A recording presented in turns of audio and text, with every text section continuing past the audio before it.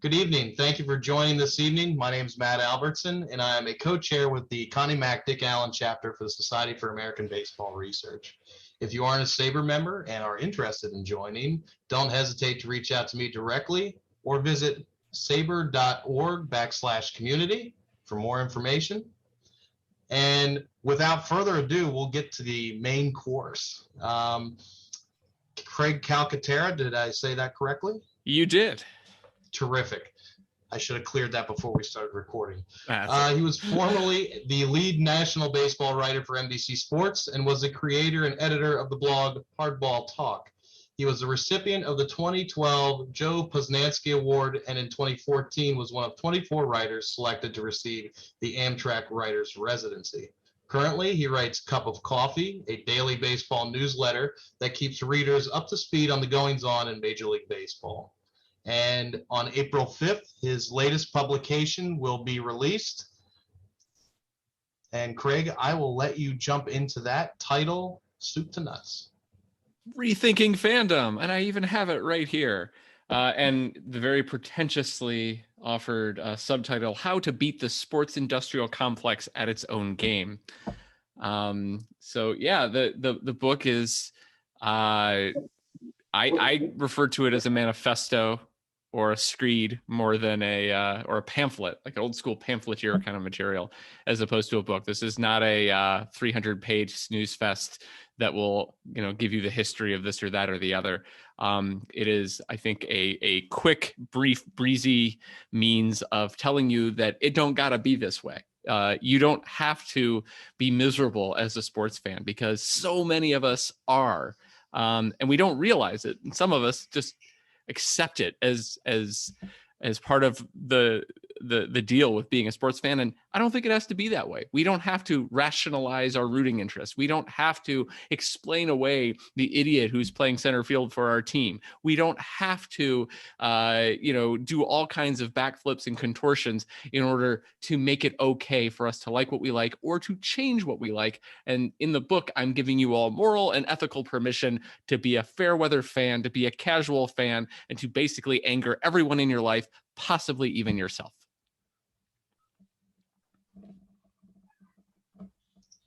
So, with that quick blurb, I reached out to Craig about a month ago and said, hey, this book sounds awesome. What do you think about talking to the Philadelphia chapter, who has a notorious reputation for passionate fans? And I thought it might be a good match. And there's a couple prodding questions I had out there. And for those of you who want to jump in, feel free. The first two questions I have that we can kind of play off of are, how do fans today digest baseball, and has it changed? And second, how has Major League Baseball and its owners sought to change how the game and the product is consumed? I think it's fair to say it's changed a lot. To your first question, I think the way fans consume baseball is just fundamentally different now than it's ever been. It's been a progression. That change has happened. Certainly the internet era has changed that a lot. I've seen it. Like, I'm 48 years old. I've been a baseball fan since the late 70s. It fundamentally changed with the advent of the internet. I was the kind of person who used to get this, even when I was like 10, I would get the sporting news and I would get Baseball Digest. And I would, when the Bill James annuals started to come, I would get those. And I was probably on the bleeding edge one percentile of how much baseball content I'm consuming, and that was separate and apart from all the video games and all the history books and all the other stuff I was reading. I mean, it was ridiculous. But that would almost make you look like a casual fan now compared to some people. There is so much out there. You can consume baseball every single day, 365 days a year, in volumes that is just impossible to have conceived even 25 years ago, I think. That does a couple of things. It is great in a huge number of ways. I mean, if you want to know something, damn, it's right there. You can get it.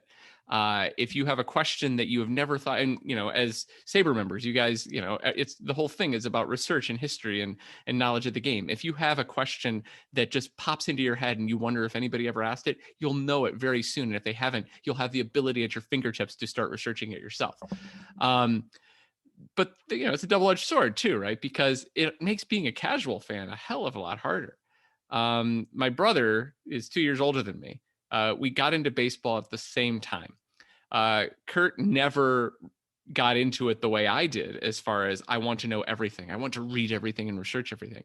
He would watch a game and then he'd turn his brain off and go do something else. And then we'd go to a game, or we'd go play a game or play catch or something. And then he'd go do something else. In hindsight, he was a 5,000 times more healthy sports fan than I ever was growing up, and probably still am. I sort of aspire to that in terms of, I'm a baseball writer. I will always be in it a lot. But there is something really refreshing about being able to watch a game and enjoy it as entertainment, and then not think about it until the next game starts. I think that's kind of lost. It's possible, but there aren't nearly as many people doing it now as there used to be. And I think there probably should be more people that do it that way. So you jump into this topic, and you mentioned in your opening the sports industrial complex, kind of a play on Eisenhower's farewell address, I think, of the military industrial complex in the 50s. Yes. And that's a fun term to create, I think, today, especially with the climate, right? So, games are expensive. It's expensive to attend a baseball game, a major league game. The concessions are expensive. Now we have to pay for regional television subscriptions just to watch the game. It's not on NBC, CBS, ABC like the NFL is, or like games used to be. And now, in addition to paying for those regional networks, if our team is playing on a Friday night, now we have to pay for the Apple TV subscription. I think I learned today you don't have to pay for that. I think you just got to sign up for it, and then you just have to agree to have Apple send you a zillion emails a week to try to get you to pay for it. But yeah. Clarification right here, and it's recorded. You are the product, by the way. That just makes you the product of Apple TV. You are not buying anything, but you are being pitched to. Sure. So it's increased how we're treated as fans from the league it seems different. It seems like the Phillies in the past had this family atmosphere, and now, even though it is somewhat of a family organization, it's gone corporate, just like anything else. So what is the sports industrial complex? What does it encompass? Well, I'm certainly not going to be a real authoritative military historian here, but the idea that Eisenhower was getting at with the military industrial complex certainly was that something that at one point was an industry and a world that responded to a need. We get attacked, we go to war, we have an army, turned into something that created its own gravity and insisted upon its own existence in a way that actually caused other things to happen. If you have a big enough military, and then you have a big enough weapons, manufacturing industry, at some point, they're going to insist that they be used, and the tail will wag the dog. That was what he was warning against. That probably happened. We can argue about politics somewhere else, so I won't do that here. In baseball and in sports in general, something very similar has happened. Whereas you used to have, and I will preface this by saying there was not a good old days when everything was wonderful. We are not going to be able to look back at, Connie Mack, for example, or anybody else and say, oh, their hearts were pure and just, and all they cared about was our enjoyment and the love of the game. It never existed. So I don't want anybody thinking that I'm looking back at history with rose-colored glasses. But there certainly was a case where it was a lot simpler. The idea was they put on a baseball game. They own a baseball team. They hire some players. They put on games. We watch them. We pay for them. We get some enjoyment out of them. And there was a bit of a social contract that was created between fans and sports owners and sports leagues. That has really been upended now. Sports are not just a family that owns a team and a loose assemblage of businessmen who run a league. You now have a very corporatized league who have huge billion-dollar interest in other businesses, whose other businesses have huge billion-dollar interest in the sport. And that includes media, and that includes TV networks, and that includes real estate developers, and that includes politicians, and that includes everybody else who at one point or another either has a hand in how sports is run or uses sports as a way of sort of creating something more for themselves. A politician who demagogues on sports because he wants to get in the press. He's part of the sports industrial complex. A county commissioner who wants to give the Atlanta Braves $1 billion to build a stadium out in the suburbs. They are part of that too, as is, the property management company that runs the condos and the apartments and the restaurants and the office buildings that surround the stadium. So there's this giant industry out there. Their interests are not the same as ours. In fact, we are just a very small part of it as sports fans. And a big part of that is that sports increasingly create their own gravity in a way that it doesn't matter if you win or lose anymore. You're still going to make money because the complex is so large, because the arrangements are so mature and complicated and convoluted in certain ways, and because the incentive structure has been changed so much. If I own the Pittsburgh Pirates, for example, I could lose 112 games and it doesn't matter because I have become profitable before I sell a single ticket. There are a lot of teams that are doing that. In fact, that's the ideal. If you look at, a lot of us are miserable like I am. I'm a miserable person who will read every baseball business story about what Rob Manfred said in a meeting or what some executive has proposed at a shareholders meeting. And when you look at all that kind of stuff, you find all kinds of things like the ideal for a sports commissioner, if you're Roger Goodell or Rob Manfred, is to have a situation where everyone makes money no matter what happens on the field. And like any other business, we can lower our labor costs as much as we can. If we want winning sports, if we want the best players on our team, and we want that as the experience, but they don't want it, everything's been screwed up. And so the entire book, I think, is premised on the idea of the sports industrial complex doesn't want what we want. How can we get what we want as fans, despite that giant edifice sitting there?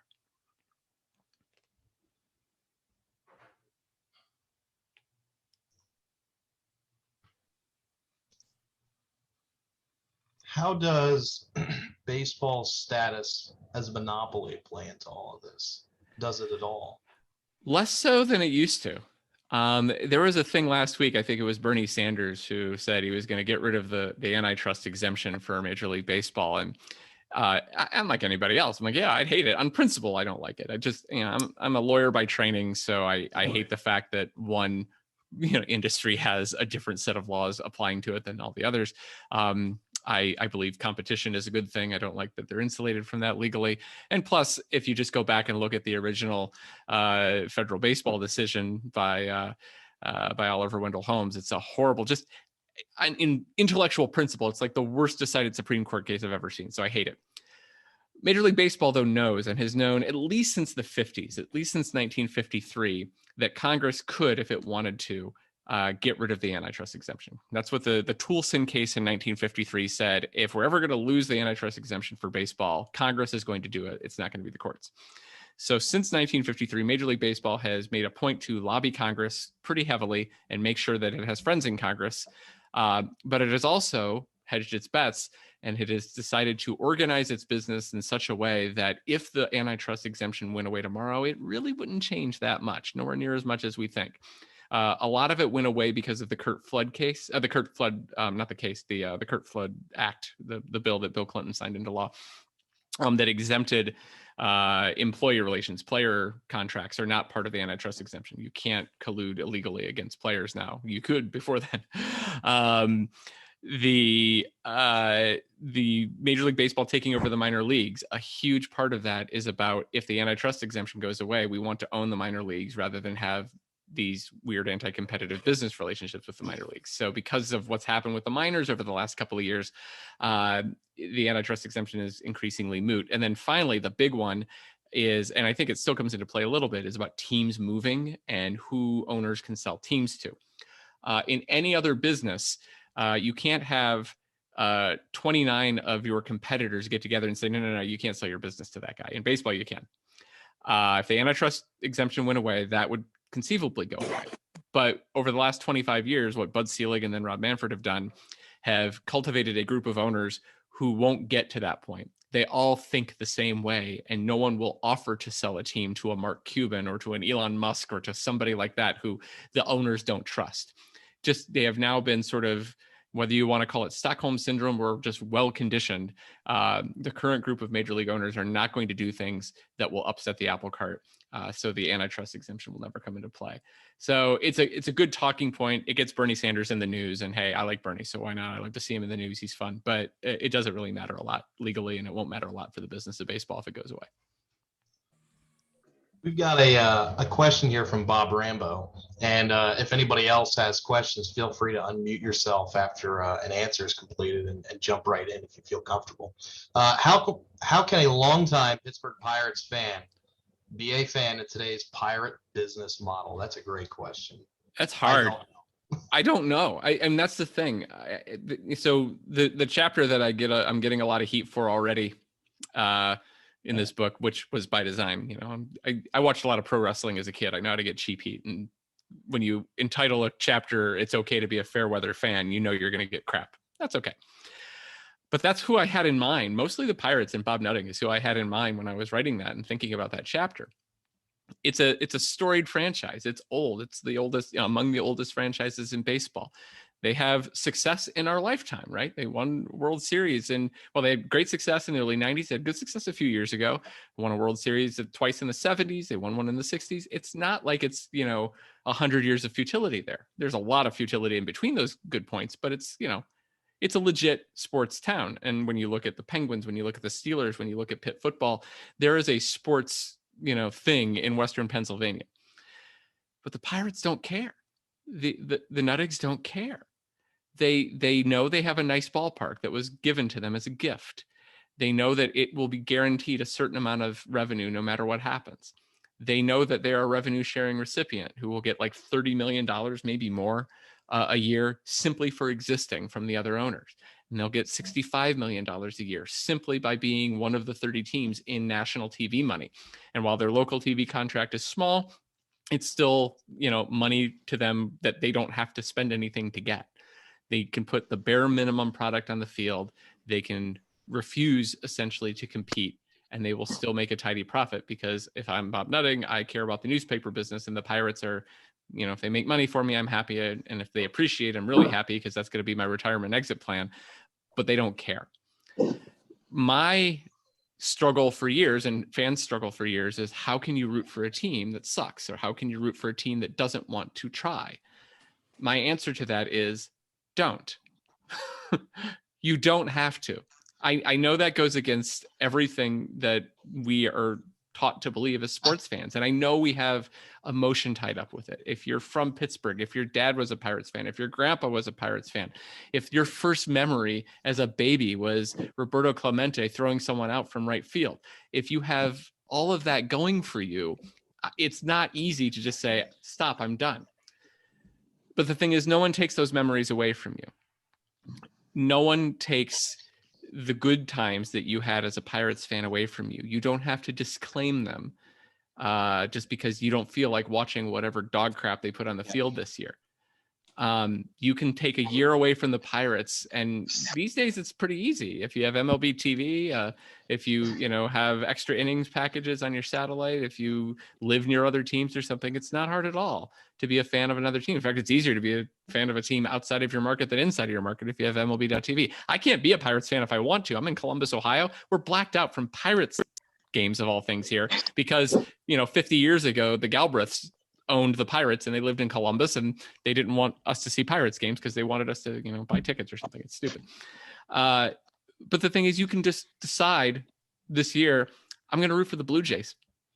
It goes against everything that we think about as a fan, but at the end of the day, this is supposed to be fun. You're supposed to enjoy baseball, and no one is going to give you a loyalty test. They'll try. Somebody in a bar might give you a loyalty test, or someone on talk radio might, or if you call into Angelo's show on WIP, they might do something like that.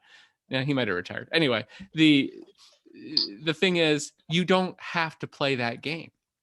You can go along with a baseball team as long as you enjoy it. And when you cease to enjoy it, when it becomes too much for you to bear, drop them like a bad habit. And I don't think that will cause some fan revolt that will cause Bob Nutting to change his ways and all of a sudden jack his payroll up to $180 million, but it'll let you sleep at night better, and it'll keep you from having to rationalize your fandom.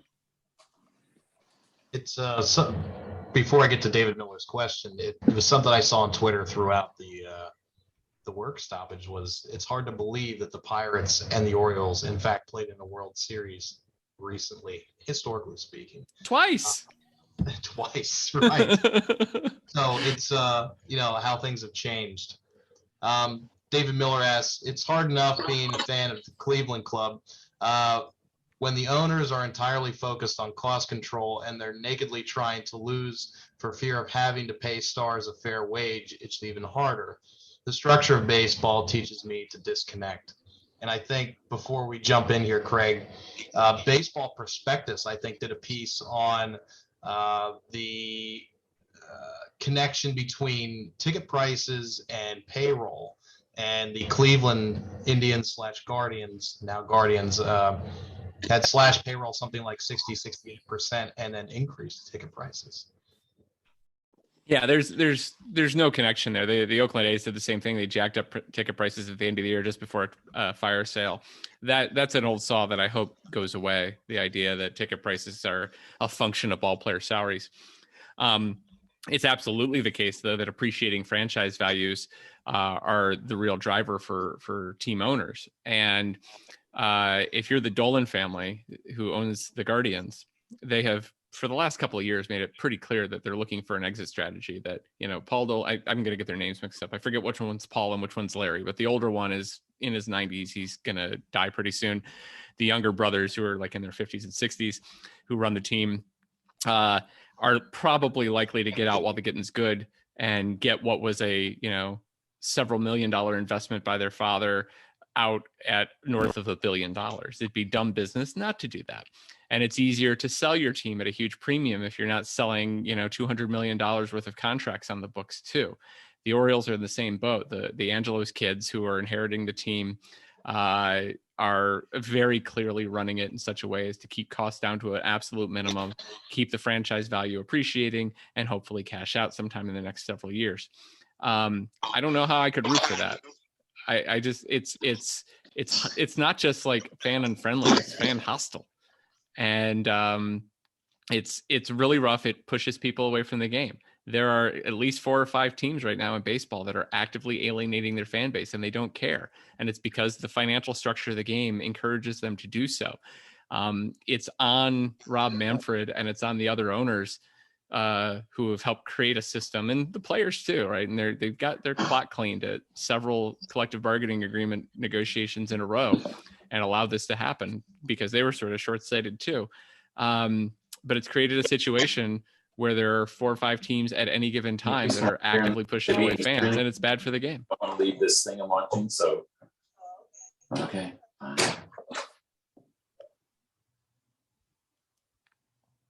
Okay, sorry about that. We should be good. Oh, no worries. Brett Krasnov has a detailed question here about, and really I think this is about the transformation of fandom going to the ballpark, how it changed from the years of Connie Mack Stadium and the Veterans Stadium to basically going there as just a day to go and have baseball in the background. So having fans in general become more casual, even at the ballpark. Back in the day of Connie Mack, and even it carried over to the Vet, it seems more fans overall were there to watch the game, keep score, watching the out-of-town scoreboard, talking about the game.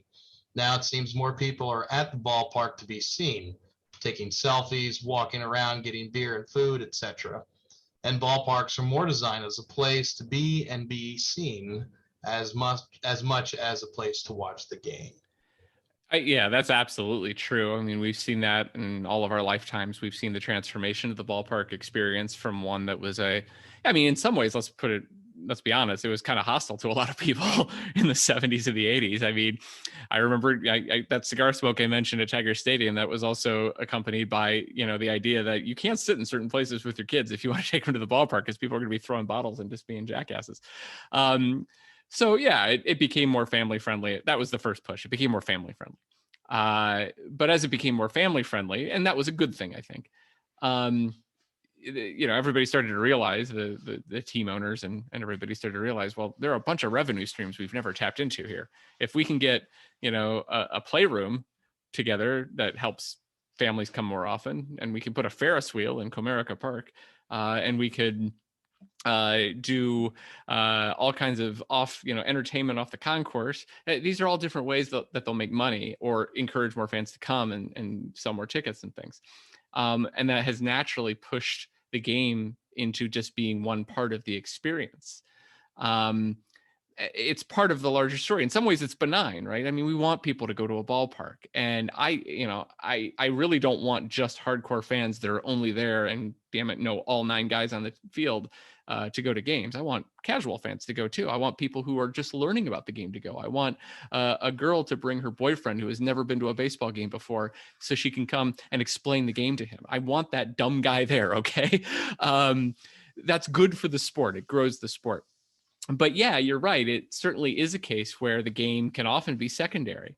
And we can't blame it just on fans, right? We're just people. We do what we're encouraged to do or what we're incentivized to do. And the one thing that I don't get cranky about it, but I will argue with people about is people talk, they're on their cell phone during the game. Well, if you go to a game, there are 10 times a game where the big scoreboard says, hey, go to your cell phone, go to the MLB app and do this. The teams want you to do that. The league wants you to do that. They want you to order your food on your cell phone. They want you to hashtag Guardians and take a selfie of yourself with the field in the back so they can put it on the big board. This is something that fans are being encouraged to do. And there's a commercial interest behind it, whether it's direct or indirect. And that's the way the entire sport has gone, and football has gone this way. All the sports have gone this way. And we, again, have to decide how much of that can we take? How much of that can we tolerate? Personally, I don't care. I am more engaged in a game I watch on TV than when I go to a ballpark. It's been a couple of years since I've been to a big league game just because of the pandemic and everything. But, the last time I went to a ballpark, I think was either a Dodgers game in 2019 or an Indians game that year I went. And, I think I probably paid less attention to the game at hand because, I had my kids with me, or I was talking to my wife, or, hey, I had some friends over here and things were going on. And that's fine. But there are some people that can't make that choice or don't want that in their lives. And that's okay too. And we talk about sports as being a business. It's a business for fans too. We have some power here. We can vote with our wallets. We can vote with our choices as a fan. I think in the aggregate, given that attendance has generally gone up over the years, it's gone down the last couple of years, but it's, gone up from where it was in the 80s. More people like the way it is now, even if we hardcore people don't. I don't know. Fantastic answer. You mentioned, or at least your publisher mentions, in the write-up for the book, scamming local governments to build cushy new stadiums. And this is I think I put it more harshly than that. It's a good point in here. We see ownership groups that are typically worth $1 billion plus reaching out to local governments to help foot the bill for stadiums. And I'm thinking of, the Atlanta Braves stadium. I'm thinking Miami and how they can't fill it. And what's going on with Oakland right now too, and threatening to leave Oakland possibly for greener pastures. So can you talk about that a little bit? Yeah, the example that most recently just came up this week is the Buffalo Bills. Not baseball, obviously, but the guy who owns the Buffalo Bills is worth almost $6 billion. He's one of the richer NFL owners. He's getting $1.4 billion in public money to build a new stadium there. I don't know why the state of New York and I think it's Erie County. I don't know what the county is in Buffalo, but the county there is giving him $1.4 billion to build this stadium. The New York portion of it is $800 million. That happened 4 days after the state of New York cut Children's and Family Services by $800 million. It's the worst optics I can possibly imagine. But they can get away with it. Sports owners can get away with it. They only, they ask for it. No one is forcing a local government or a state government to give them money. And if you owned a team and you had to spend $1.5 billion for a new stadium, why not ask the government first? Maybe they'll be suckers and maybe they'll do it. And I'll be damned, they do it all the time. It is a scam because these are always premised by the politicians as this will be an economic development tool. They are never economic development tools. I cite J.C. Bradbury. He's actually a friend, and I've known him. He's a huge Braves fan. I've known him from the Braves message boards going back to the 90s, but he's an economics professor, a sports economics professor at a university in Georgia. And his specialty is studying public subsidies of professional sports stadiums. He's written books on it. He's studied every single one that has come out. And every single time he looks at it from the perspective of, okay, it was promised that it would create this many jobs, it would put this much money into the local economy. Did it do that? They never do that. Superficially, it looks like it does that. But what they found is, if it's creating $200 million in economic activity, the Brave Stadium is, but what it's doing is taking $200 million away from other parts of the economy. People are going to ball games instead of going to the movies or restaurants. People are, coming from out of town and spending money there, or, it's just it's not an economic boon. And in fact, it's often an economic cost. Cobb County, Georgia, which is often cited as a great example of this kind of development, had to close multiple libraries to continue to pay the annual fee on the debt service for building that stadium for the Braves. Braves are rolling in money. They don't have to pay any of that, but the local taxpayers are. Cincinnati had to sell a hospital. the Hamilton County, Ohio, which built the Cincinnati Reds and the Cincinnati Bengals stadiums, they literally had to sell a hospital to raise the money to pay, and then they had to change all the promises they made on taxes in order to pay for those stadiums. They are net money sucks for the government and for the taxpayers, and they are absolute gift wrap packages for sports owners. But it keeps happening because no one's critical of it. It's one of the few things that happens politically that has bipartisan support. Democratic governor in New York putting $1 billion in the Bills' pocket, Republican politicians in Atlanta putting money in the Braves' pocket. Doesn't matter, because you associate yourself with sports as a politician. You look and point at a stadium in your campaign ad and said, I kept the Braves here. I drew the Braves here from the city. You're going to do well because people aren't very critical when it comes to sports. The only stadium deal I have ever seen that did exactly what it promised to do was where the Oklahoma City Thunder play, the arena that they built in Oklahoma City. And that's because the politicians never made a claim when they tried to get the money for the taxpayers to build that stadium for the basketball team. They never made a claim that this will be a big economic boon. They said right up front, we're doing this because we think it'll be cool. We're doing this because we want to be a major league city.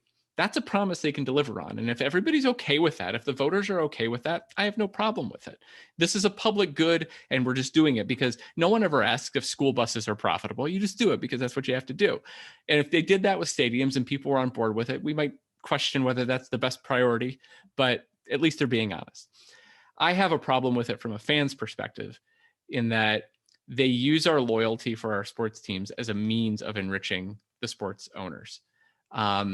There's an inherent extortion involved in all of this. If you're old enough, you remember when Baltimore did this with the Colts, when the Colts moved to Indianapolis. It was a straight extortion job. The owner of the Irsay from the Colts spent 5 years very publicly going to various cities, courting them to build him a stadium, and then trying to play Baltimore off of them. And it just ended ugly, and he ended up moving in the dark of night to Indianapolis.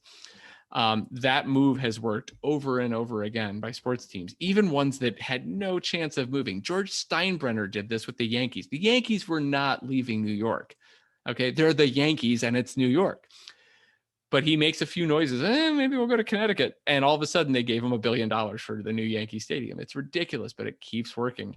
And we just get suckered by it. And so that's the thing that just really bothers me. So it's part of the whole idea that I build throughout the book of, we have loyalty for natural reasons, for understandable human sports fan reasons. We have loyalty, and it's used and abused over and over again.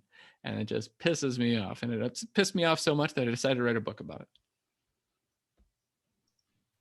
Was there a Franz Ferdinand moment in your sports fandom that set this powder keg off, that said, you know what, the world needs a book about this, and we need, just to totally pull the curtains down, and I'm just going to lash out? Nah, not really. I'd like to say there was. It'd be so much more dramatic if there was. This was a long time coming. And so I became a professional sports writer. It became my full-time job in 2009 when I left being a lawyer and started working for NBC. And when you become a national based writer, and that's kind of what my beat was, I wrote columns basically about baseball as a whole, not just one team. You have to view it differently.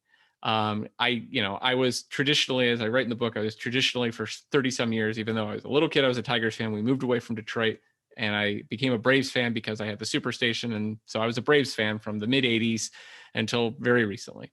I had to stop watching 120 Braves games a year because, I had to think about other things. I had to think about, how the Dodgers are doing or how the Mets are doing or something like that. And I got a little more alienated. And as I got that distance as a national based sports writer, I started to think of things a little differently. And I started to observe things that I never would have observed before. Like when I was at the deepest depths of my Braves fandom and I saw the Phillies did something, my first reaction was going to be, they did it because they're the Phillies and the Phillies suck, right? You're not critical about it. You're emotional about it. But when you take a little bit of a step back, you're able to think about it a little bit more objectively. So over the last, 13 years, I just had to think more critically about the business of sports. And it came to a head a couple of years ago, or I've been ranting about the same things over and over again in my columns or in my blog and on my website, to where I was like, this is probably a book. And then someone said, hey, do you got any ideas for a book? And I was like, damn it. Yes, I do. Here it is. So no one moment that pushed me over the edge. Just an accumulation of a lot that I realized had a common thread, and it was hostility to common fans.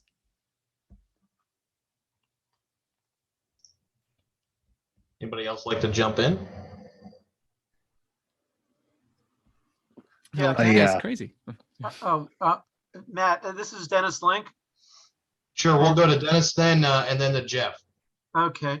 I want to thank you, Craig, for the great insights that you have, and these are things that I've heard fans complain about before, and these are things that I've been accused as a fan, as somebody that has a partial season ticket plan that I've had since 2002.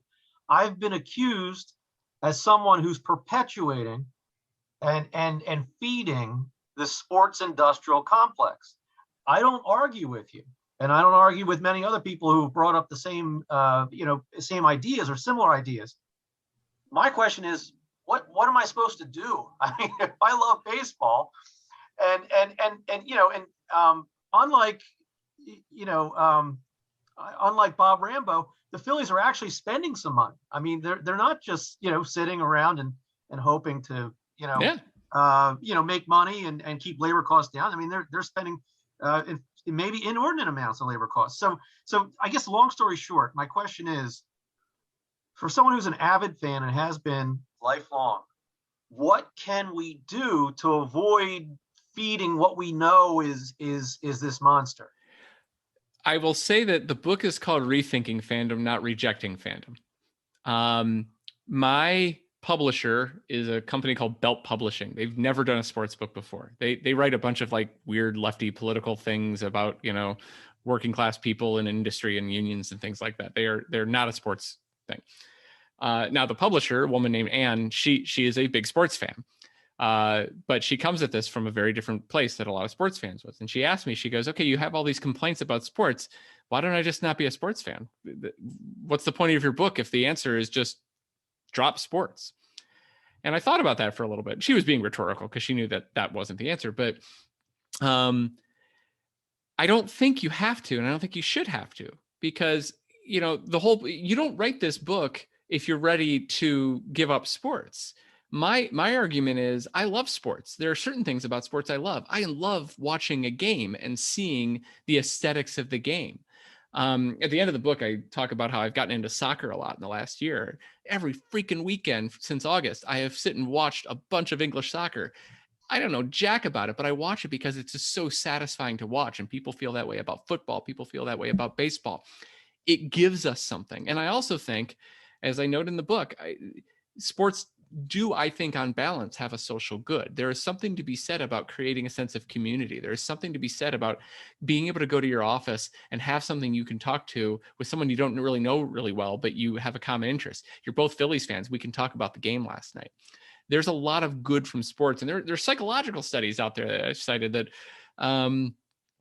people who are sports fans, not obsessed, crazy, insane for sports fans, but people who generally consider themselves sports fans tend to be happier on balance. They tend to have better sort of social relationships on balance. There's a lot of good from sports. I don't want people to give it up. The whole purpose of this book is how I can continue to watch and enjoy sports without unduly benefiting, these billionaires that piss me off. The answer that I come down on is not, aha, I found a way to make Bob Nutting, give up and admit defeat, or I found a way to, reduce Rob Manfred to his knees in tears. That's never going to happen. These people don't care.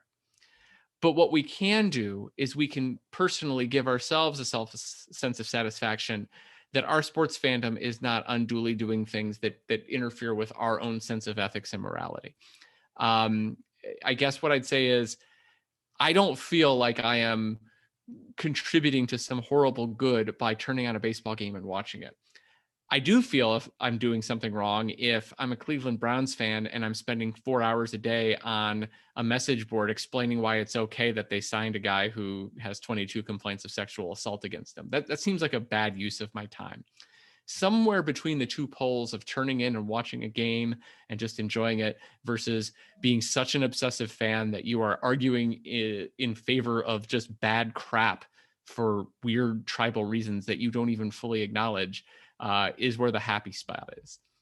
And it's an answer self-awareness, I suppose. Yeah, that's what it is. It's really about self-awareness. It's all about our own comfort level. I know so many baseball fans, and I talk to them all the time, people who are big baseball fans who talk about how they just feel dirty rooting for their team right now because of who's on it or because of what the team has done in the last few years. I'm like, that should never be a place you are.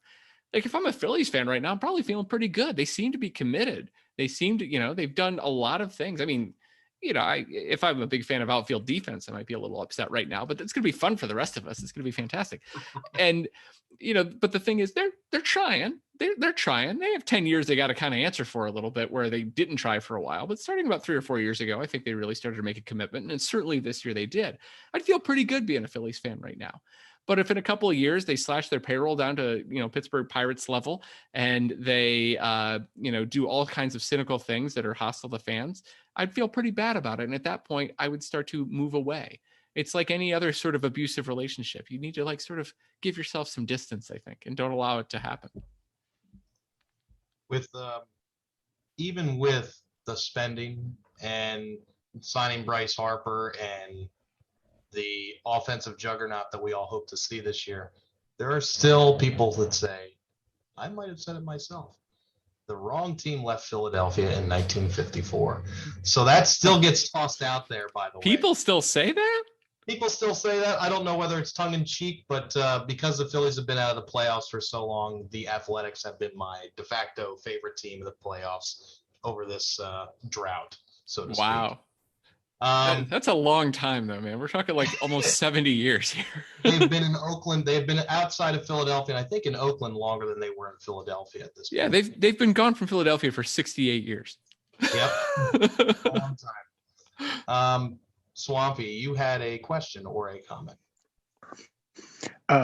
So speaking of the A's, I think nobody has noted yet the irony that he's giving this talk to the Connie Mack chapter. I mean, Connie Mack might have been I don't think he was the originator of, I'm going to make money, so I don't care. He probably wasn't the first person to do that, but he was definitely a prominent early owner who did that. Oh, he was a payroll slasher. Oh, yeah, totally. He had the famous $100,000 infield, and then 4 years later, people talking about the 62 Mets, the 1916 Philly A's, awful. And then in 20 years, he did it twice because they had that late 20s, early 30s team, and then he just slashed that to the ground too. Yeah, it's he knew the cycle. Develop the loyalty, kill it, and make money. And because the inertia will be there. The fans won't go away because they're suckers and we got them. Yeah, like he was a man ahead of his time. And I've actually done this a few times because like you, I grew up going to Tiger Stadium. So I grew up as a Lions fan, Oh, me So, too. like, I'm sorry. so like, well, yeah, except that like 20 or 30 years ago, I gave up. I just don't care. I point fingers at them and go, ha ha ha, look at this. This is hideous. How are they going to screw this up? It's all I do with the Lions anymore. And I've done it for a long, long time.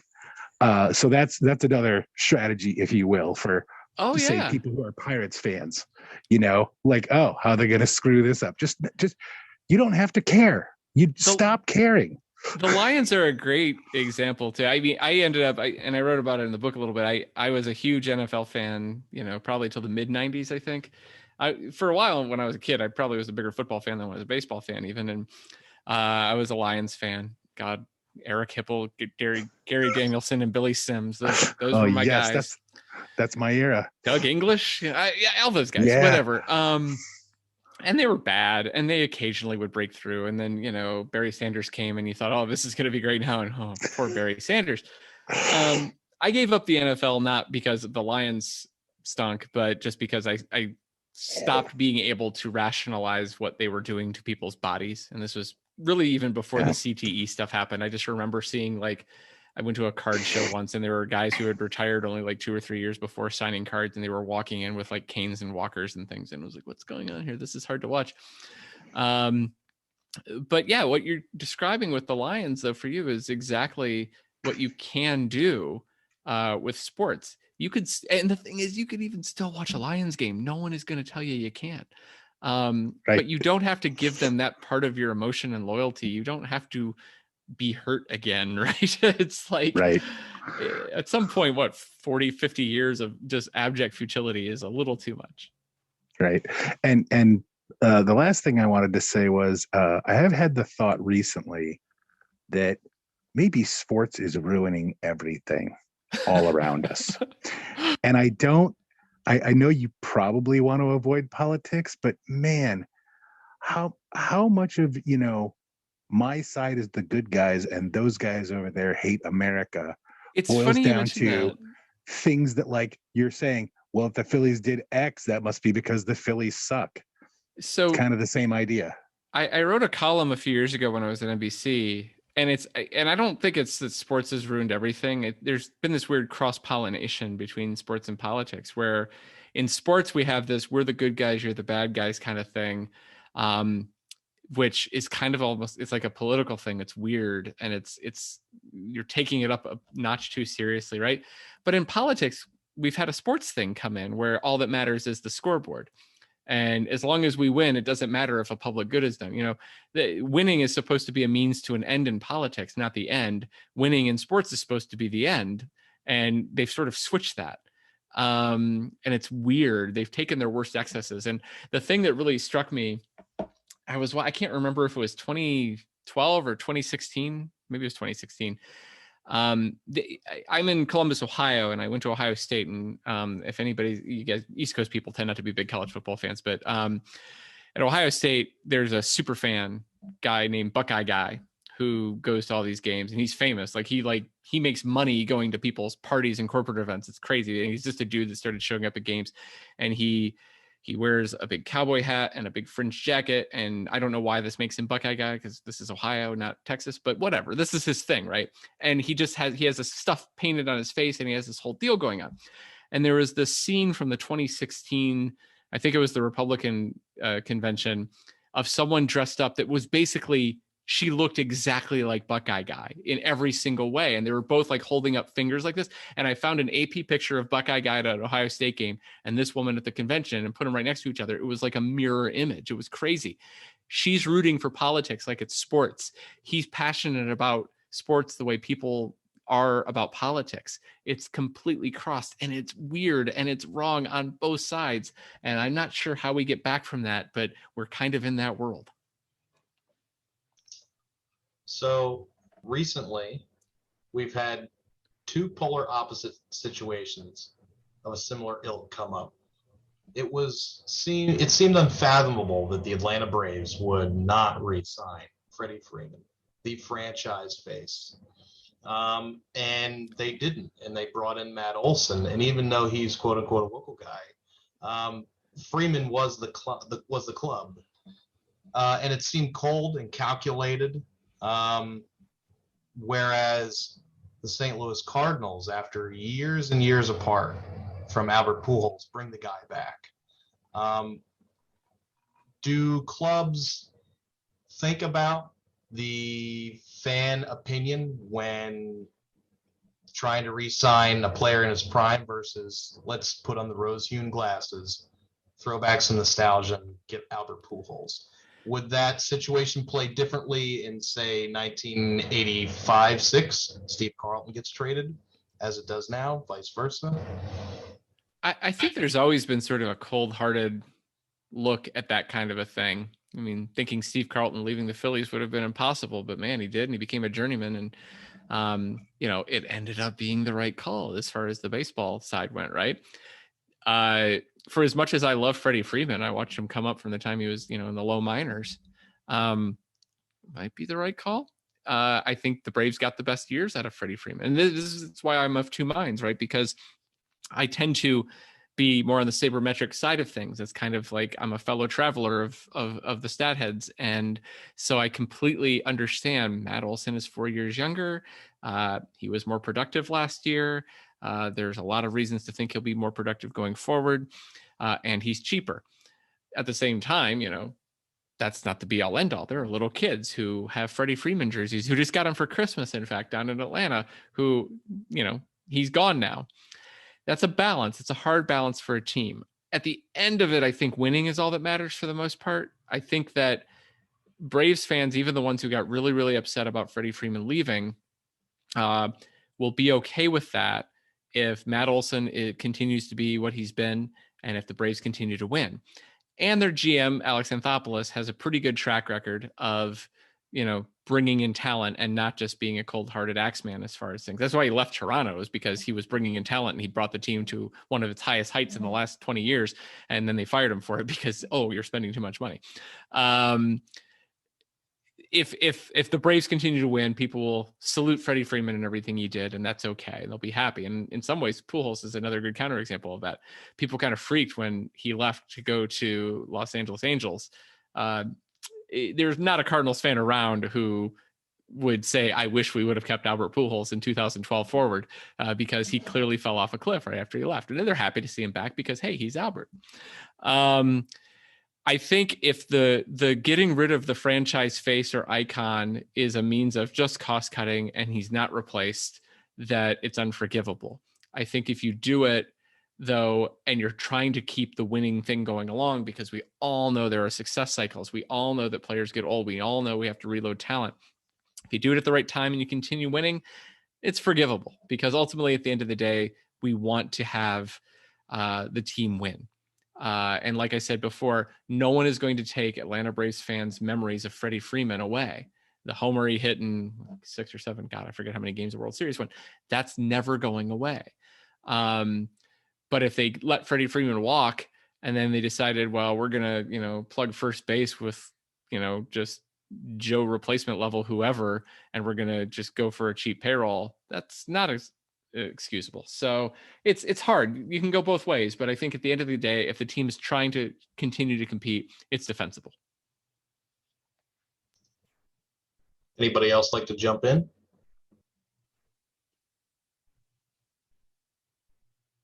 If anybody else is mulling some questions, I'll waste some time here. In 2010, I did an internship in Washington, D.C., and the Nats are in town, and they were horrible at the time. Bryce Harper hadn't come up, of course. So they had $5 tickets. I'm a diehard Phillies fan, so I decide I'm going to go to as many games as I can, because it's right off the metro stop. Mm-hmm. And it was right around the time Major League Baseball was running the commercial. Your grandfather saw Babe Ruth do this.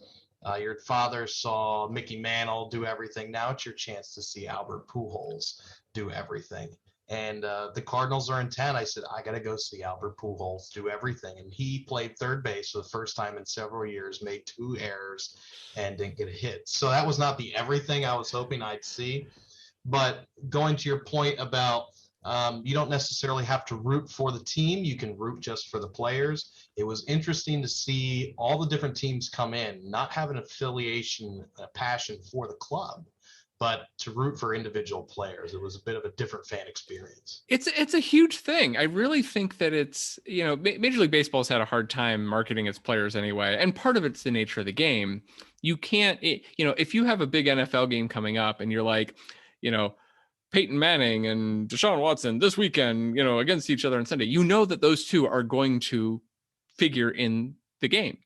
Peyton Manning, Deshaun Watson, boy, can we just get like 15 years apart somehow better? That was a terrible example. Anyway, but the idea is, Steph Curry, LeBron James, those two guys are going to be huge parts of the game. If you say Bryce Harper, Mike Trout this weekend, they might both go 0-for-4. One might get sat for a day, a day game after a night game. It's just not that way because baseball's long grind is hard to market.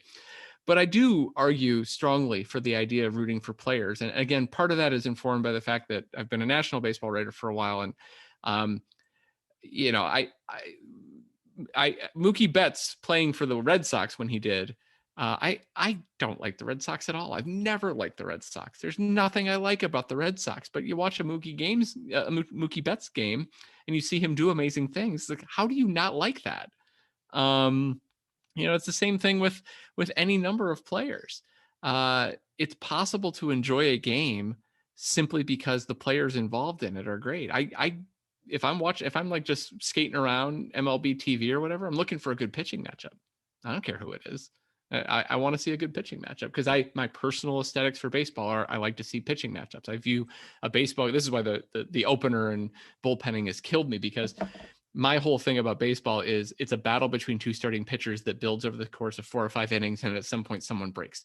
And for an hour and a half to 2 hours, how long does that battle last and how does it go? That's completely out the window with starters and openers and bullpenning. But that's how I look at it. I'd much rather see that than, my team that I live or die for. I could watch them 100 times a year. I can miss them a few times to watch a good pitching matchup on another channel. Anybody else wish to jump in? I've talked everybody to death. It's okay. One final point that I have that you may want to address is hardcore baseball fans typically will say, you know what, the game has been the way it's been for decades. And instead of celebrating how good the athletes are and how much their athleticism has progressed, how much more powerful and stronger they are, we want to kind of still limit them by effectively 19th century, early 20th century rules. And instead of celebrating, you know what, maybe we should move the mound back a little bit. Maybe we should increase the size of the bases. Maybe we should have robo-umps. We seem to be stuck in this framework that ultimately, with the advance of analytics, has created a stale kind of baseball game. I personally am for changing the game to make it more exciting. More base runners, the more excitement there is. But I'm interested to hear what you think about how fans interact with the rules and really how we might think about them in the future. Baseball has to be careful. And Rob Manfred has to be careful, because for as much as I agree with the idea that, at some point athletes progress to a point where the old rules might be limiting factors, or they've been exploited and the game has been broken in certain ways that we didn't anticipate, that has caused it to be a less entertaining game. A huge part of the appeal of baseball is its tradition and its sameness. And I don't mean that in a bad way. I mean, in my lifetime, NFL season has gone from 12 to 14 to 16 to now 17 games. There's not a continuity there. People don't care in the NFL nearly as much, but there's not a continuity there. There's a continuity across time in baseball. It might be an illusory continuity because we can do adjustments with stats to know what different eras are like and everything. but there's an emotional core to baseball fans that require that sameness. If anybody's familiar with my work, I hate the movie Field of Dreams more than anything on the planet. I despise the movie Field of Dreams. I've written screeds about how I hate the movie Field of Dreams, but they do have a point in Field of Dreams about baseball has always been there and baseball is this constant in our lives. That part rings true. So you start messing around with, I'm going to move the mound back, or I'm going to, be able to, you now can get somebody out by throwing the ball at them, or just any kind of weird, really off the ball rule. And I think we've crossed that line a little bit with like the automatic runner on second and things like that. You're starting to upset people's expectations, and I think that's bad.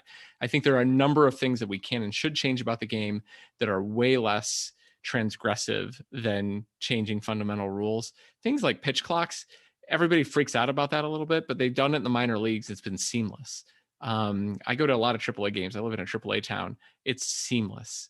You don't notice it, and it does make the game move faster. There are things that can be done that are little incremental things that aren't big transgressive things, and I think that's what needs to happen. And for as much as we all laugh and guffaw whenever they announce, we're going to try this new experiment in the Atlantic League, I'm glad they're experimenting. I want them to try this stuff. Maybe something will work we didn't think about. They've just got to be careful, because the game still needs to be the game. It needs to look like the game when we see it. It needs to not have a rule that seems arbitrary and new change outcomes in ways that never would have happened 5 years ago. That's going to be a bad thing for baseball. They have to be mindful that a hell of a lot of baseball fans are there for the sameness and tradition in a world that is chaotic. Baseball needs to be a constant. I think that's a fantastic point to end on, unless anybody has anything else. Jeff, we will have a beer. Yes. If Jeff, if you have not read my Field of Dreams thing, just search my name in Field of Dreams and you will see some incredible bile about that movie. And I could go on about it all day. And it is easily the most hated thing I've ever written. I get more hate mail and tweets and things like that over that than anything, but I don't care. I will go to my death hating the movie Field of Dreams. As a Midwesterner who, we'll see, I'll reveal a little bit about myself. My dad was a paint chemist and worked for paint companies that were suppliers to the big three. Oh, okay. So he worked in Detroit all the time, and we live outside the city. We live pretty far outside the city, but we had. I'm from Flint, so there you go. Okay. I'm from Saline, just outside of Ann Arbor. Okay. Okay. But we had a vacation property that was 2 hours away down in Indiana in the middle of nothing. And my parents live there to this day. So I'm familiar with farms a little bit, right? I know enough pictures, by the way. I know enough about I know enough about farming to be dangerous. And this is my beef with Field of Dreams. That 7 acres isn't going to bankrupt a farmer. Oh my God.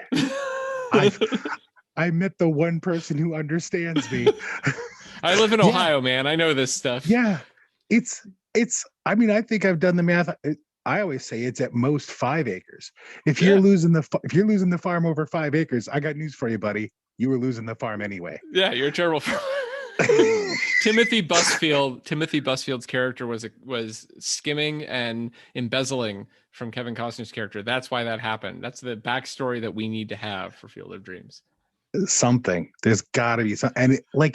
And there's the whole thing about the ghosts and there's so much more to that story that that's what makes me angry. Is I don't care about the ghost.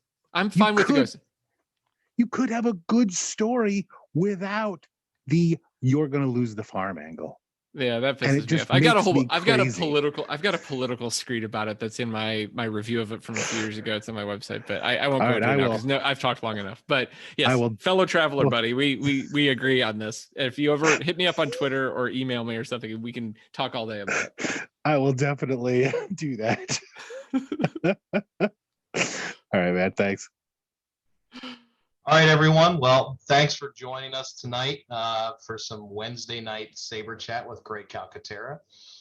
Craig, especially thanks to you for joining us and talking about baseball and being a little aggressive about it. I like it. Why not? That's my thing. Really, Thank you. Really looking forward to the book. You can pre-order the book still. Where? You can actually get it on Amazon now. You can get it at belt.com is the publisher. They're actually sending it out now if you order it from Belt directly. A lot of people have already gotten it. I don't know why they decided that the publication date didn't matter, but hey, who cares? People have got it. But it's available on Amazon. It's available as an ebook on Amazon, I believe, as well. And wherever your finer and lesser books are sold. Terrific. Thanks again. Thanks everybody for having me. I will always be around online because I have no life.